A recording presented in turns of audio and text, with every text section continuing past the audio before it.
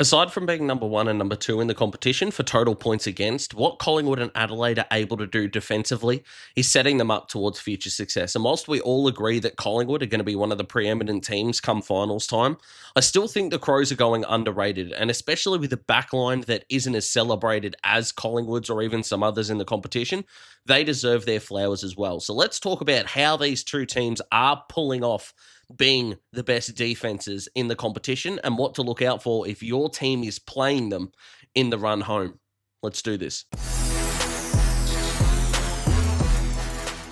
So a little bit of history here, because you don't necessarily need to be the best team in the competition in terms of points against in order to win the flag. In fact, going back to 2009, only 3 teams have been ranked first for points against and gone on to win the premiership, that being 2012 Sydney, 2015 Hawthorn and 21 Melbourne. And what's so interesting, if I can just do 30 seconds of Hawthorn chat here, is that throughout that three-peat, the Hawks were 5th in 2013 and 6th in 2014 for points against at the end of the home and away seasons. So you don't necessarily need to be the best in order to be the best during the finals. However, it obviously helps. And you look at 2018 for West Coast as well, where they were ranked 5th. Richmond were never first for their 3 premierships either.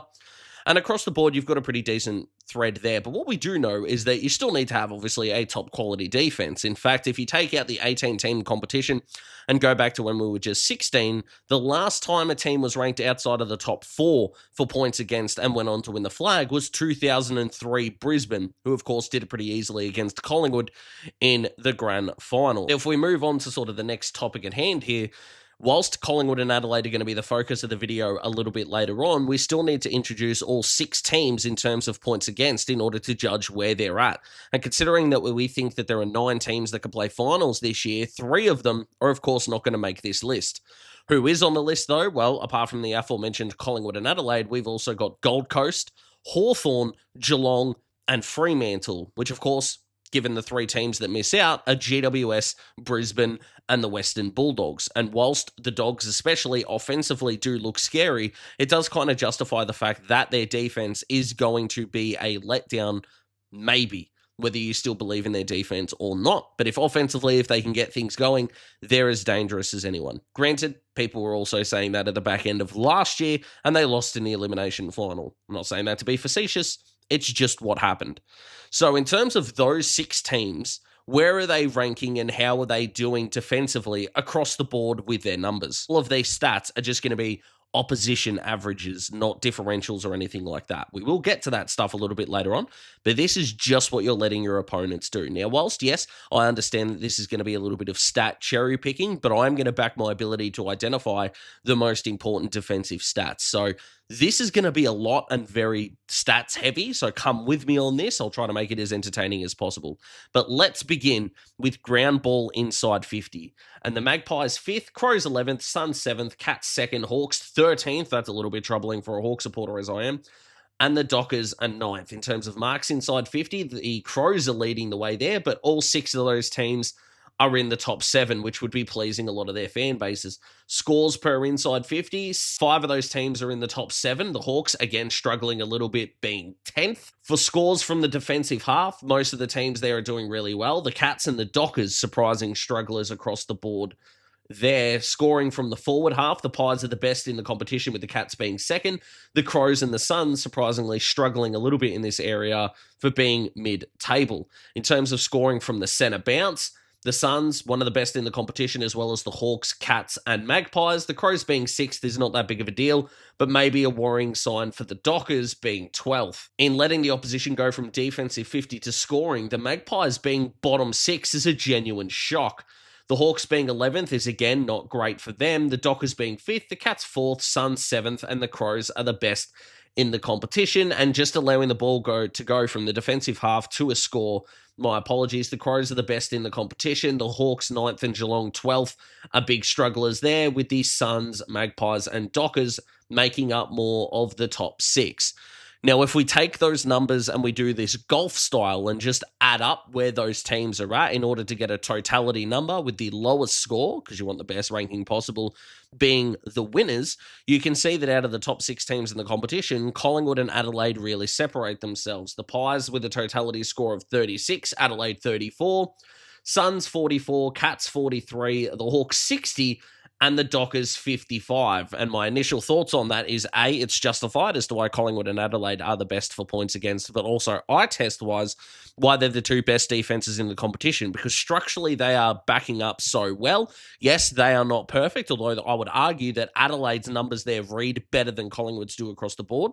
The Pies have got a couple of glaring weaknesses there, whereas the Crows don't really. But I think the lesson to be learned here, or the two lessons I should say, is one, Adelaide have got the most underrated defense in the competition, and number two, Hawthorn might actually have the most overrated one at this point, considering those numbers. Now, there's still things that need to be improved, and part of it is the integration of Barras and Battle, even though I think both of them have been outstanding this year. There's also been a little bit of turmoil in Hawthorn's back half with James Sicily's form and then not being in the side. Jack Scrimshaw, who was a walk-up starter last year, going through a little bit of an identity crisis at the moment as well. Seamus Mitchell has had to play some footy this year, who is probably not in our best 23 either.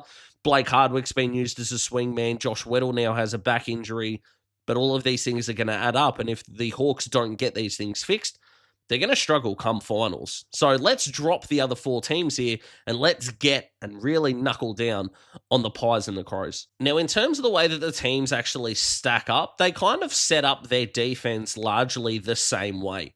Now, again, the names, you're going to think Collingwood's defense is better, but with the numbers so far, you have to admit that the Crows are absolutely flying. So how are they making them up and how are they so similar? Well, you look at their number one key defenders, you're looking at Darcy Moore and Mark Keane. And if you're thinking Crows fans, hang on, what about old Siggy? Don't stress. But numbers-wise, across the board, I just think Mark Keane statistically is having a better year. Now, it should be noted that the fact that the difference between Mark Keane and Jordan Butts is not that dissimilar is probably a testament to how good they are. And also remembering that the Crows have been able to do this year without Nick Murray for the majority of the season, which has been, again, a real testament to how they're setting up defensively.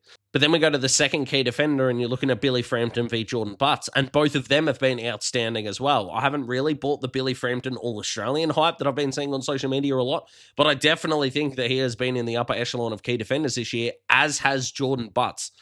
And the fact that both of these teams have got two key pillars there and they're just not letting their opposition kick big scores is just fantastic. So they've got the spine effectively sorted there. You then go to their hybrid defenders, Jeremy Howe and Max Michaelani. Now, Jeremy Howe, from his hybrid point of view, is a guy that is going to be asked to play back shoulder a lot with Billy Frampton being out. But of course, his prowess in the air is outstanding and continually makes elite decisions. Michaelani is not the same type of player, but the fact that he can play on talls, he can play on smalls, and he's so clean below his knees as well, just shows how versatile he is. Again, these comparisons are not, they're the same kind of player. It's players that fit into the same bracket, they just do it in a different way. Michaelani is a star and a guy who I genuinely think can be a multiple All-Australian by the time his career ends. I'm a massive fan. And Jeremy, as we know, is one of the elder statesmen of the Pies, and the competition itself has been almighty athlete and one of the highest footy IQ players of his generation. You've then got the guys that can provide a bit of bash and bounce. So you're looking at Isaac Quaynor and Josh Worrell here. Again, they are not the same type of player. Worrell, again, is more athletic in the air, but has a good prowess below his knees and is a super long kick. Quaynor kind of suffers from Connor Iden syndrome, which is in any other defense, I think would be asked to do a little bit more, could perform a little bit better, and would perhaps get more accolades. And Connor Iden is definitely that for GWS. And I would argue Josh Worrell fits that at the Crows as well. But what both of these guys can do is their first priority is still playing back shoulder defense, and anything else they provide is a bonus. It's just what they provide is so critical. Neither of them get beaten a whole lot, and whilst Worrell is definitely used as a switch player and he's able to get the Crows into transition, what Quaynor is able to do usually is to bite off meters gained with his legs and then use a 25, 30-meter pass in order to set up the Pies, whether it's trying to find Jack Crisp or a lead up forward, potentially to try to get some overlap handball going. And the Pies are really good at that, and Quaynor contributes to that in a big way. You then go to your pure rebounders, the Pies with Dan Houston, the Crows with Mitch Hinge. I don't think Houston is being used as a rebounder anywhere near as much as he should be, but we definitely know the quality of player that he is, and I could not be further on the Mitch Hinge bandwagon, to be perfectly honest. That beautiful left foot that he's got. I know there are people out there in the media that want him to rotate through the centre bounce, circa a Hayden Young from Freo.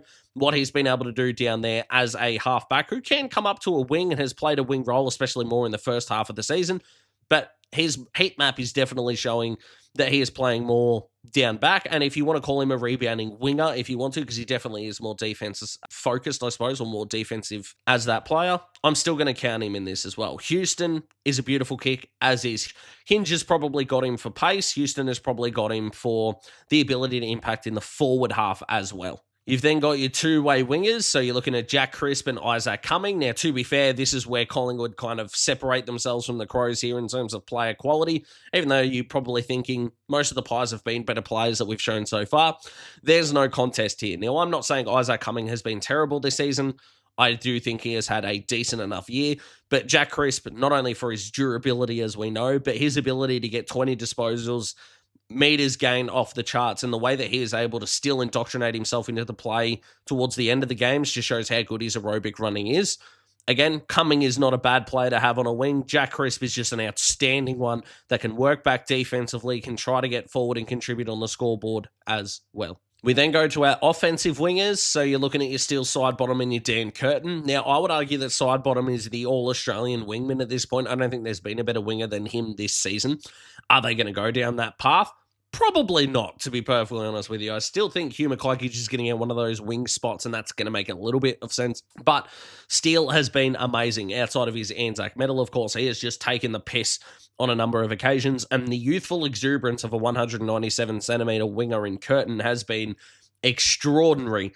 He was playing midfield in his draft year. He was playing all over the ground, but he has seemed to find that role. And as Scotty Burns said on Triple M the other day, the ability to have a kick out of danger if one of the tall forwards are on the bench and you're playing with your traditional two, to have Curtin be the long down the line option, and then you're having Tex Walker as your pure centre forward player, and then you can play Phil Thorpe or Fogarty, whichever one is on the field at that point in time, deep, just adds a layer to Adelaide's offense that is just impossible for teams to stop if they're humming, and they usually are. Which means we have the odd man out, the last defender for both teams that we haven't really spoken about, and that's Braden Maynard versus Rory Laird. In terms of experience and leadership, Rory Laird has done what he has needed to do for the Crows. He's not as good as he was by foot, and I'm not suggesting that he was lethal by any means, but he still was a decent kick of the footy. Whereas Maynard is, of course, more of your bash, your crash, your back shoulder guy who gets the job done. And, of course, recently signed the 4-year extension. In terms of the analysis on those two, there's not too many similarities there in the way they play, hence why they're the odd one out. Although the Pies have got a hell of a lot more leadership and experience in their back half, the fact that the Crows are standing up defensively as much as they are when you look at the players side by side, ironically with the Collingwood thing, is extraordinary. And look, when it comes to finals, having that experience means I'm going to favour that Collingwood backline. But the Crows can really start something special here. I think that if they are bundled out, maybe they finish top 4 and they go out in straight sets potentially, or if they do finish in the bottom 4 of the 8 and lose an elimination final, I don't think we should overreact and call for Nix's head. They are clearly building their blueprint for success. They do have their draft pick in this draft. Are they going to go after a Sam Cumming in order to add to some midfield forward rotation?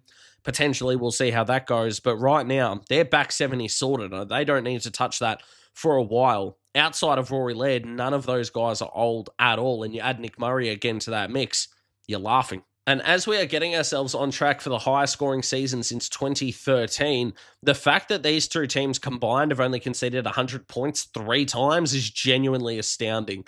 And of course, Adelaide did it against the Bombers, where it was 100 to the Bombers, 161 to the Crows. And of course, the other time they did it was against Geelong. And Collingwood have only conceded 100 points as well. And that was in opening round against the Giants. So if there is a number after the round, they're not kicking 100 points on the Pies, which is genuinely outstanding. If we extend that back a little bit and we go 90 plus, then they're deadlocked at 2-all. Still outstanding. And when it comes to finals, not many teams are kicking 110, 120 points in finals unless they're a genuine smacking. Are we really sitting here and saying that these two teams are going to get blown out in their first final? No, I don't think we are, especially if the Crows are playing at home. And in terms of some more areas where the Crows are taking the piss, as well as, of course, the Pies, intercept marking, the Pies are second in the comp, the Crows are first. In terms of intercept possessions, again, the Pies are second, the Crows are first. In terms of the rebound 50 rate, the Pies are third, the Crows are second. And shout out to GWS because they're number 1 in the competition at that statistic. But there is one area where the Crows will need to improve and improve quickly, whether it's this year or whether it's over the course of the next 18 months. And that is their ability to lose defensive one-on-ones. This defense is holding up, and it is a testament to their midfield and forward half that they are not allowing a whole lot of opportunities for defensive one-on-ones to happen. But the Pies are fourth in the competition for losing defensive one-on-ones. They're the fourth best team at doing it. The Crows are in the bottom half of the comp. They're currently 10th, and that's where the next step of maturity comes from. But both of these teams offensively are setting up so well that they are not getting killed on turnover. And that is where teams are doing the majority of their scoring.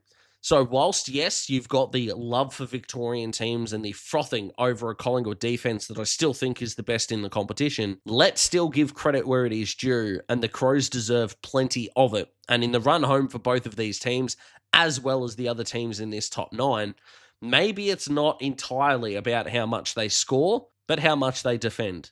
And as someone that played defense all throughout my juniors, I do love watching defenders. I do believe that we do tend to love the players that play in the positions we played in as kids. Call it a conspiracy theory, if you will, but that's where I'm at. But that's the video, guys. Let me know what you think. Like the video if you like the video. Subscribe to join the Daz Talks Footy family. You can also become part of the Daz Talks Footy Inner Circle, which is a channel membership and a way for you to give some extra support. I love you all. Appreciate you all. Thank you so much for watching, and I'll see you for the start of round 18.